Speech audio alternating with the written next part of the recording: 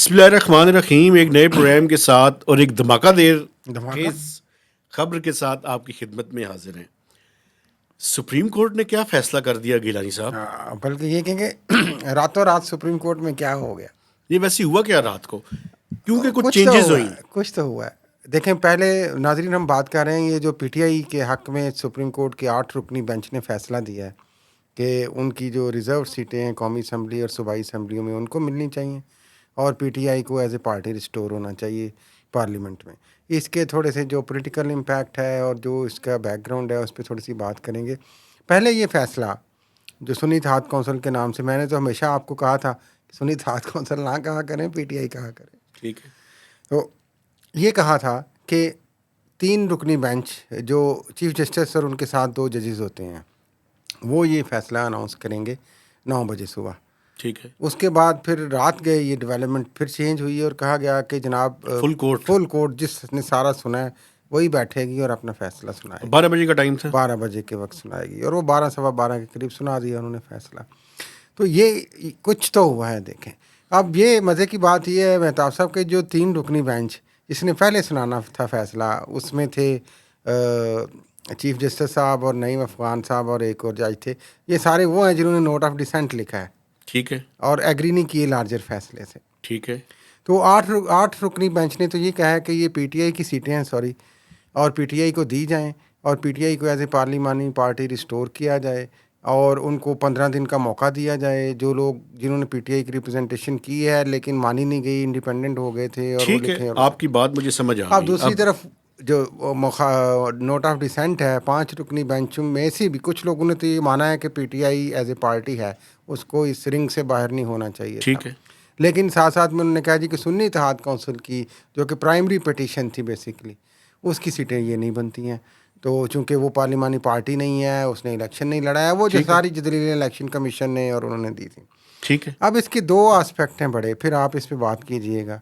एक तो है पॉलिटिकल बैकग्राउंड। देखें, ये क्या, मेरा आपसे सवाल भी होगा जब ये बात पूरी कर लूँ, यही क्या ये सुन्नी इत्तेहाद कौंसिल का केस था बेसिकली। देखें, सुन्नी इत्तेहाद कौंसिल में पीटीआई क्यों गई थी, ये बात हमने बार बार की थी, क्योंकि उनको आपने बल्ले का निशान नहीं दिया था, उनके उम्मीदवारों को आपने आज़ाद डिक्लेयर किया था और बाद में चूँकि वो सीटें जीत गए तो उनको अपनी जो रिज़र्व सीटें या नंबर ऑफ़ सीट्स बढ़ाने के लिए जो उनका राइट बनता था, उन्हें किसी न किसी सियासी जमात को ज्वाइन करना था। आपको याद होगा सुन्नी इत्तेहाद कौंसिल से पहले मजलिस वहदतुल मुस्लिमीन से इनके इत्तेहाद की बात हुई और उससे पहले ये इस्लाम तहरीक पाकिस्तान तहरीक इंसाफ नज़रियाती के टिकट जमा करवाने की कोशिश की गई, जिस पे बाकायदा उस वक्त इलेक्शन कमीशन ऑफ पाकिस्तान ने प्रेस रिलीज़ जारी की इमीडिएटली और कहा कि हम किसी की ऐसी टिकट को एक्सेप्ट नहीं करेंगे। और फिर आपने ये भी देखा कि हंगामी प्रेस कॉन्फ्रेंस की उस पार्टी के चेयरमैन ने लाहौर प्रेस क्लब में, और उन्होंने तौबा की, उन्होंने कहा कि पीटीआई से हमारा कोई तल्लक नहीं है जनाब, हमें कहाँ वहाँ बीच में फंसा रहे हैं। कुछ लोग जो ज़्यादा ये कह रहे हैं कि पीटीआई को आज उसका जो पॉलिटिकल राइट था, हक था, वो मिल गया। अब देखें, असल में ये सारी बात तो थी पीटीआई की कि पीटीआई को इलेक्शन कमीशन ने पहले रिंग से बाहर किया, फिर अगर उन्हें आने की कोशिश की फिर बाहर किया, फिर वो ज़बरदस्ती वोट लेके आ भी गए तो फिर उनको बाहर कर दिया, आप उनको इंडिपेंडेंट डिक्लेयर करके फिर सीटें खा के फिर सीटें दूसरों को दे के। और इसमें आखिरी बात, जो बल्ले का निशान था 13 जनवरी का, जिसमें चीफ जस्टिस पाकिस्तान काजी फायद ईसा को बहुत ज़्यादा निशाना बनाया गया तनकीद का, थोड़ा बहुत उन्होंने भी आज उसका रिवर्स किया है, दाग धोने की कोशिश करते नजर आए हैं। क्या किया उन्होंने ये कहा कि ये जो 13 जनवरी का फैसला था, इलेक्शन कमीशन ऑफ पाकिस्तान ने इसको गलत इंटरप्रेट किया। ठीक है। इसकी गलत तशरीह कर दी। हमने ये नहीं कहा था कि बल्ले के निशान के बाद सियासी जमात ही ख़त्म कर दें पीटीआई को। पीटीआई एक सियासी जमात है और रहेगी और पार्लियामान में भी रहेगी। वो इंतखाबी निशान के बगैर भी एक सियासी जमात के तौर पे इंतखाब लड़ सकती है। अच्छा, तो अब ये इस पर हुकूमती इत्तेहाद ज़ाहिर है, ख़ास तौर पर पाकिस्तान मुस्लिम लीग नून बहुत ज़्यादा अभी तक तो डिस्टर्ब नज़र आ रहे हैं।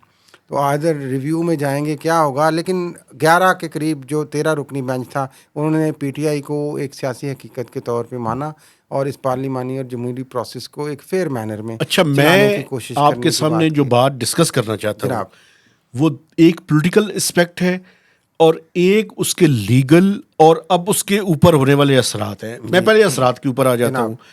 मुझे ये बताएं, और ये मैं अपने देखने वालों के सामने भी ये रखना चाहता हूँ, ये इलेक्शन कमीशन ऑफ पाकिस्तान का क्या होगा? देखें, मैं जो बात करना चाहता हूँ वो इस वजह से मेरी नज़र में इम्पॉर्टेंट है कि ये जो राजा सिकंदर जमान साहब हैं, सुल्तान सिकंदर राजा, सुल्तान सिकंदर राजा, जी जी, इनको मैं एक अच्छा ब्यूरोक्रेट समझता था। और मैं ये सोचता था कि इमरान खान साहब अनवारंटेड है इलेक्शन से पहले, और ये जब रिजीम चेंज हुआ उसके बाद वो जो उनको क्रिटिसाइज कर रहे थे, लेकिन जो इलेक्शन उन्होंने करवाया और उसके बाद जो उन्होंने तर्ज अमल इख्तियार किया, इट प्रूव्ड मी रॉन्ग। मुझे ये बताएं, ये इलेक्शन कमीशन किस मॉरल अथॉरिटी और उसके ऊपर खड़ा है इस फैसले के आने के बाद? एक तो मुझे ये बताएं, और उसमें ये पीटीआई की इस बात से मैं इत्तफाक करता हूं कि election commission, chief election commissioner और जो चारों सूबाई उनके वहां पे रिप्रेजेंटेशन है, उन सब के खिलाफ आर्टिकल 6 के तहत कार्रवाई होनी चाहिए। ये पीटीआई वाली बात कर रहे हैं, बात तो जज्बाती हो गया। नहीं, जज्बाती नहीं हो रहा, चूंकि इलेक्शन कमीशन ऑफ पाकिस्तान की जिम्मेदारी थी एक फ्री एंड फेयर इलेक्शंस, और ये चीफ इलेक्शन कमिश्नर है, किसी न किसी के ऊपर तो ये जिम्मेदारी आपने भाई सुने ना, मुझे बात करने दे, आयद होनी चाहिए। एक तो ये उसका एस्पेक्ट है। दूसरा, मुझे जो समझ आती है, हुकूमत को तो अभी कोई खतरा नहीं है, लेकिन पीपल्स पार्टी की इंपॉर्टेंस में बहुत ज्यादा नहीं इजाफा हो गया। ये तो हमने पहले प्रोग्राम में भी बात की, मैं यही कहने लगा, कुछ इंडिकेशन भी दी थी, आपने बिल्कुल इंडिकेशन दी होने थी, को है खतरे की घंटी जी। तो इन दोनों चीजों के बारे में आप अपनी राय से आगाह करें। और मैं आपको बताऊं, ये election commission has been left in lurch, ये मैंने ट्वीट भी वैसे किया था। जज्बाती बात है। अच्छा चलिए, आप बात पूरी कर लें। तो अब इसका हल क्या है, आगे कैसे बात बढ़ेगी? हल कोई हल नहीं है इसका। देखें, आप वही जज्बाती में इसलिए कहता हूँ कि पाकिस्तान जैसे मुल्क में इलेक्शन कमीशन ऑफ पाकिस्तान या इलेक्शन कमीशन का काम, इस तरह के इदारे का काम फ्री एंड फेयर इलेक्शन करवाना नहीं होता। जिस तरह कहा जाए उस तरह इलेक्शन कराना होता है। आप एक तो आपने इनसे सीधा करें ना मामला पाकिस्तान में, आप समझते हैं, आइडियली सोचते हैं आप, उनको जिस तरह कहा जाए वैसे इलेक्शन कराना उनकी जिम्मेदारी है। फ्री एंड फेयर इलेक्शन कराना नहीं होता। फ्री एंड फेयर इलेक्शन कराना होता तो फिर तो 18 में भी हो जाते और अब भी हो जाते। नहीं, मुझे ये बताएं कि चुप कर हो सब मामले में मिट्टी शिट्टी नहीं पाओ, लेकिन चुप कर हो जाए। 8 फरवरी से, बल्कि 1-2 दिन पहले तक से अब तो कान तरस गए सिकंदर आर्या साहब की आवाज़ सुनने को। कोई प्रेस कॉन्फ्रेंस नहीं, कोई मीडिया टाक नहीं, पुरस्कार खामोशी है। अब तो उनके कहा जा रहा है शायद इस्तीफे या करवाया जाएगा, ये है वो। इलेक्शन कमीशन की लेकिन एक और बात भी मुझे बताएं, इलेक्शन कमीशन की बुज़दिली है, उन्हें जो कहा गया और उन्हें वो किया। अच्छा मुझे बताएं, ये जो सेक्रेटरी इलेक्शन कमीशन है, हमारे बड़े अच्छे दोस्त हैं, अजीब मामला नहीं समझते? बीमार हो गए, वापस आ गए। पहले इलेक्शन के दौरान वो बीमार हुए, जब प्रेशर था, उसके बाद फिर वापस भी आ गए। प्रेशर नहीं ले सके ना, तो फिर थोड़ा से जरा रिलैक्स होने के लिए गए थे, सेटलमेंट हो गए, दोबारा आ गए। अच्छा, अब वापस आ गए, अब वो प्रेशर खत्म हो गया। अब पता नहीं नया प्रेशर में क्या होगा उनके साथ। लेकिन मुझे ये बताएं कि ये ऐसे ही चलेगा और इसी तरह से मामलात होंगे? अच्छा, अब इलेक्शन कमीशन क्या फैसला करेगा, इसके बारे में थोड़ी सी आगाही हो सकता है। देखिए, मैं आपको बताऊं, ये भी मैं इंडिकेशन कर रहा हूँ, हो सकता है अभी भी डिलेइंग टैक्टिक्स इस्तेमाल किए जाएं और चीज़ों को किसी और तरीके से मैनिपुलेट और मैनेज करने की कोशिश की जाए, और ये जो सीटें बनती हैं पीटीआई की, इनको डिलेइंग प्रोसेस में डाला जाए। अभी भी कितनी बनेगी वैसे? कुछ वक्त दिया गया है, 23 तो वो कह रहे थे ना उस वक्त कि हमारी कौमी असेंबली की और सूबाई की तो उनकी ज़्यादा बनती है। उनको केपी में भी मिलेंगी, उनको इधर भी मिलेंगी, पंजाब में भी मिलेंगी और सिंध में भी मिलेंगी उनको। अच्छा, मुझे एक और ख़तरा जो मेरी नज़र में इम्पॉर्टेंट है, आप उसमें मैं आपकी राय जानना चाहता हूँ। क्या पीटीआई में अब सीरियस एफर्ट नहीं की जाएगी कोई फॉरवर्ड ब्लॉक बनाने की? खतरा नहीं है? पहले तो पीटीआई आ तो जाए ना पार्लियामान में, फिर वो फॉरवर्ड ब्लॉक भी हम देख लेंगे। खतरा तो मौजूद है या कुछ भी हो सकता है। लेकिन मैं जो आपसे बात कर रहा था, जो असल चीज़ है, देखें जो पहलू है इसका बड़ा अहम, जिस पे पूरी इस वक्त हुकूमती इत्तेहाद बात कर रहा है कि पीटीआई इसमें पार्टी नहीं थी इस केस में। इस केस में सुन्नी तो कहते हैं जो सवाल ही नहीं हुआ था उसका जवाब दे दिया, और जिसने कुछ मांगा ही नहीं था उसको मिल गया सुन्नी इत्तेहाद कौंसिल को। तो मेरा उसके बारे में मेरी जो सवाल है अब हुकूमती इत्तेहाद से भी, देखें असल में तो सुन्नी इत्तेहाद कौंसिल क्या था यार, आपको भी पता है, वो पीटीआई थी। अब जो असल में जो इशू ये है मेहताब साहब के, जो जुडिशल इंजीनियरिंग सॉरी जुडिशल माफ़ी चाहता हूँ, पॉलिटिकल इंजीनियरिंग की गई। बाज़ दफ़ा आप जानबूझ के सच बोल देते हैं। जो पॉलिटिकल इंजीनियरिंग की गई शुरू से, जुडिशल इंजीनियरिंग उस पॉलिटिकल इंजीनियरिंग की सूरत में पीटीआई को बाहर रखा गया, और वो उसकी वजह से जो टेक्निकल फ्लॉज हुए, उन टेक्निकल फ्लॉज की वजह से पीटीआई को लीगल चैलेंजेस का सामना करना पड़ा, और वो कोर्ट के। ठीक है, अब ये आप अगर कोर्ट के 8 रुकनी बेंच ने या लार्जर सुप्रीम कोर्ट ने उस जुडिशल इंजीनियरिंग के प्रोसेस को ही ठीक किया है कि जनाब असल में तो देखें, ये बात नहीं है कि सुन्नी इत्तेहाद कौंसिल मेहताब साहब मांगने गई थी और पीटीआई को मिल गया। सवाल ये है कि सुन्नी इत्तेहाद कौंसिल क्रिएट कैसे हुई। सवाल ये है कि जो फ्री एंड फेयर एनवायरनमेंट उस कैंडिडेट को दिया गया था, जिसको आपने ज़बरदस्ती आज़ाद कर दिया, आपको किसने हक दिया था उसको ज़बरदस्ती आज़ाद करने का? ये सुप्रीम कोर्ट ने सवाल पूछा है। एक सवाल और मुझे करने की इजाज़त है। मुझे ये बताएं, आज का फैसला आप ये नहीं समझते कि जो चीफ जस्टिस ऑफ पाकिस्तान है उन पे नो कॉन्फिडेंस मूव है? नहीं देखें, ये नहीं ऐसा होता। ऐसे नहीं फुल बेंच जो होते हैं वो इसीलिए होते हैं, जो लीगल या कॉन्स्टिट्यूशनल इंटरप्रिटेशंस आपने करनी है सुप्रीम कोर्ट ने, और फुल बेंच इसीलिए बना था कि खोल के वाज़े तौर पे देखें, सुप्रीम कोर्ट के जजेस अपने जो राय का इजहार करें। और ये पहले भी डिमांड होती रही थी उमर अता बंदयाल के दौर में। तो अच्छा हुआ ब्रेनस्टॉर्मिंग हुई और 3-4 दफ़ा इस केस में हुई।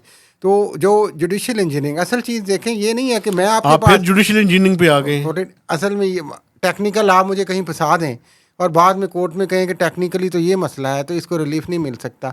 ये एक इलेक्टोरल प्रोसेस है, ये डेमोक्रेसी का और पार्लियामेंट का मसला है। उसमें उन्होंने उस चीज़ को भी देखने की कोशिश की है भाई कि असल में जुडिशल पॉलिटिकल इंजीनियरिंग जो हुई है उसमें तो आपने इनको मौका ही नहीं दिया। अच्छा, आखिरी मुझे बात ये हक ही नहीं कि उसके कैंडिडेट को इंडिपेंडेंट करें। आखिरी बात मुझे करने दें। मुझे ये बताएं कि ये रात को पहले जो डिसीजन और बाद में जो फुल बेंच का फैसला, वो और जो परसीव्ड था हुकूमती हल्कों के करीब को फैसला आया ना जी, तो इन सारी चीज़ों को आप कैसे जोड़ते हैं? जजेस ने रात को क्या किया? कुछ नहीं, मेरे लिए ज़्यादा डेलिब्रेशंस की होंगी, और ये है कि वैसे रात को इनकी कोई मीटिंग हुई आपस में? हो सकता है हुई हो, नहीं हो सकता है हुई है कि नहीं या हुई? 8 की कम से कम हो गई हो 5 की ज़्यादा हो गई हो। लेकिन ये जो हम पहले भी कह रहे थे कि ये जो खिचड़ी पका रहे हैं ना आप, सुन्नी इत्तेहाद कौंसिल और MWM, देखें इस नज़रिया ज़रूरत को सुप्रीम कोर्ट ने तो अपने बड़े पैमाने की हद तक ख़त्म कर दिया कि भाई सुन्नी इत्तेहाद कौंसिल की आप देखें शुक्रिया के अलावा आप कोई ज़रूरत नहीं रह गई। अगर पीटीआई रिस्टोर हो जाती है तो फिर तो उन्हें उस किसी मजबूरी की ज़रूरत नहीं ना कि वो किसी पार्टी के पास जाएं और इत्तेहाद करें। दूसरा, पीटीआई को जब अगर एक फेयर प्लेटफॉर्म मिलता है तो मेरे ख्याल है उनको भी रीथिंक करना चाहिए अपनी पॉलिसियों को, और जो पॉलिटिकल प्रोसेस है और जो हमारा पार्लियामेंट्री प्रोसेस है उसमें इनकी जो रिप्रेजेंटेशन है वो मैं हमेशा से कहता हूँ कि ज़ीरो नज़र आती है। एक बात मुझे बताइए, सही इनपुट दें और डेमोक्रेसी को आगे आखिरी बात लेके चलें। और जल्दी से जल्दी 30 सेकंड्स, क्या मिलिट्री इस्टेब्लिशमेंट पीटीआई के साथ रिकंसाइल करेगी या मजीद कन्फ्रंटेशन के चांसेस? नहीं, देखें एक विंडो खुली है, इस विंडो में कुछ भी हो सकता है। इस विंडो में दोनों के लिए अपॉर्चुनिटी है, और बेहतर तरीके से अगर आप दोनों तरफ से इशारे मिलें, बेहतर सलूक किया जाए, तो मेरा ख्याल है कि एक विन विन सिचुएशन पाकिस्तान के लिए, डेमोक्रेसी के लिए क्रिएट की जा सकती है। आपको आखिरी बात बिल्कुल, इमरान खान क्या करेंगे? स्टॉक एक्सचेंज के साथ आज इस फैसले के बाद कहते हैं जो हुआ, मकसद ये है कि पूरी दुनिया इन चीज़ों को देख रही है। इकानमी के हवाले से पाकिस्तान एक बहुत डिफ़िकल्ट सिचुएशन में, IMF इन चीज़ों को देख रहा है, चाइना इन चीज़ों को देख रहा है, अमेरिका देख रहा है, यूरोप देख रहा है। बिल्कुल ठीक है। तो हमें प्लीज़ हमें एक विन विन सिचुएशन क्रिएट करनी होगी। जो जिसका मैंडेट है इस हद तक उन्होंने फेयर किया, भाई दे दो उसको। उसके बाद आगे आप जाने, जमहूरियत जाने, सिस्टम चलाएं। बिल्कुल ठीक है। मेरा ख्याल है कि आपके प्रोग्राम का टेक अवे ये है कि एक विंडो ऑफ अपॉर्चुनिटी खुली है। अब देखना ये है कि हम किस सिमत में लेकर चीज़ों को जाते हैं, एस्टैब्लिशमेंट के लिए भी, पीटीआई के लिए भी, और रूलिंग इत्तेहाद के लिए भी। रूलिंग पीपल्स पार्टी का मौक़िफ़ इस पे आना है। देखें अभी उनकी ज़रा खामोशी है, बड़े उनके जो बड़े हैं वो जब बोलेंगे तो पता चलेगा हवा किस तरफ चल रही है। और उनकी वो जो है ना, वैसे जरदारी साहब की बातचीत बड़ी इंपॉर्टेंट इस कॉन्टेक्स्ट में होगी। तो इजाज़त लेते हैं। आप जो पीपल्स पार्टी के अंदर आपके वो है ना, कौन से ज़राए होते हैं, चोरी छुपे ज़राए चोरी छुपे नहीं ज़राए गए तो आपको, आप उनसे ज़रा मिल के ज़रा पूछें तो सही कि अंदर क्या खिचड़ी पकेगी। कुछ नहीं पकेगी। देखिए खिचड़ी जो भी होती है अल्टीमेटली इसने पार्लियामेंट में आगे खुलना होता है, तो ऐसी कोई बात नहीं है। हुकूमत वो पहले कह चुके हैं चल नहीं रही। चल नहीं रही, लेकिन उन्होंने हुकूमत किसी और के साथ मिलकर चलाने की कोशिश ज़रूर करनी है। हाँ, तो देखते हैं कि आगे क्या क्या डेवलपमेंट्स होती हैं। आपसे गुजारिश है कि आपने हमारे चैनल को सब्सक्राइब करना है, इसकी शेयरिंग करनी है मैक्सिमम, और ज़्यादा से ज़्यादा इसके ऊपर कमेंट्स भी करने हैं। तो इजाज़त दीजिए, आप भी ऐलान कर और इस दीजिए। प्रोग्राम को आप पावर FM 99 रेडियो स्टेशन पे सोमवार बुध और हफ्ते को 4 से 5 सुन भी सकते हैं। इजाज़त दीजिए, अल्लाह हाफिज़।